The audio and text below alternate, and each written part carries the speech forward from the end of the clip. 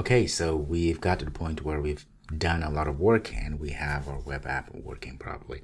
So we went from nothing really to having a full-fledged app that allows users to create accounts so they are authenticated, and then once they're authenticated they can actually go ahead and start searching for books, adding books, add notes, starting reading those books, finishing reading those books, deleting, updating their books, updating their profile, and so much more. That is indeed a full-fledged web app we've created, we've built from scratch. So congratulations. Now there's one thing I would like to do, which is I'm going to show you how to run this same web app, to run it as an iOS app and an Android app, mobile apps.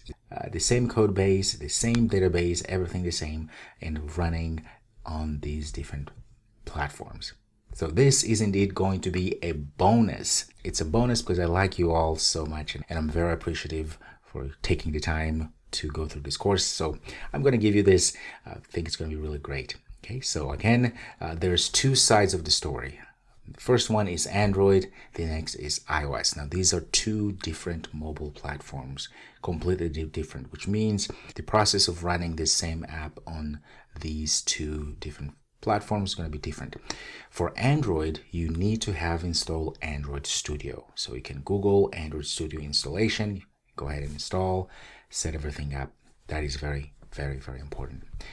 For iOS, you have to have Xcode for this to work. It makes sense because Apple is a very tight and closed framework and platform, and so you have to have, in most cases, you have to have Macs to run Xcode and iOS. So if you're on Windows, unfortunately, I'm sure there are ways to run iOS apps, but I would recommend you to literally just go and get a Mac. If you're on Windows, you can just follow the Android build and release. Now, we're not going to release the application per se to the app stores, but I'm going to show you how to at least see this app running on an emulator or simulator if you are on Mac. So we are going to start with Android. Make sure you have Android Studio installed and it's running properly on your machine, and that you've gone through the process of even creating the emulators and so forth. Okay.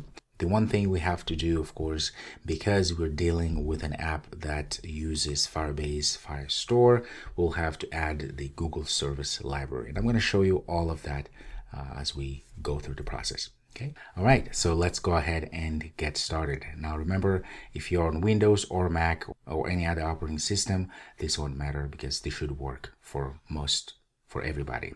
However, when I show you, of course, how to do this on iOS, then you will just have to have a Mac for that to work. Okay. All right. Let's go ahead and start with Android.